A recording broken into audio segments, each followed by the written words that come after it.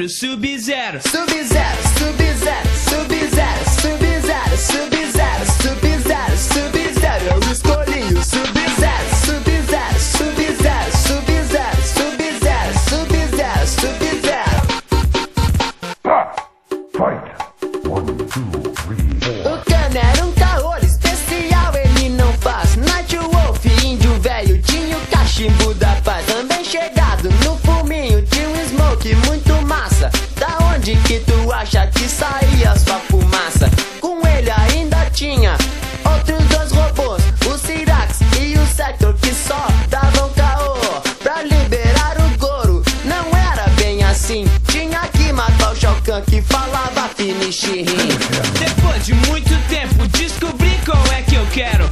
Então desde pequeno escolho sempre o Sub-Zero. Sub-Zero, Sub-Zero, Sub-Zero, Sub-Zero, Sub-Zero, Sub-Zero, Sub-Zero. Escolhi o Sub-Zero, Sub-Zero, Sub-Zero, Sub-Zero, Sub-Zero, Sub-Zero, Sub-Zero. Fatality. Round 1, 2, 3, 4. O Baraka era o pior e era muito apelão, que nem o Reptile, soltador de catarrão.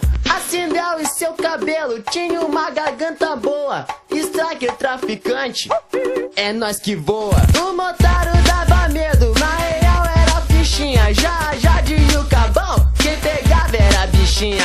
A Milena dava chana, a Kitana faz boquete, mas a Shiva é campeã, ao mesmo tempo pode 7. Depois de muito tempo descobri qual é que eu quero. Então desde pequeno escolho sempre o Sub-Zero. Sub-Zero, Sub-Zero,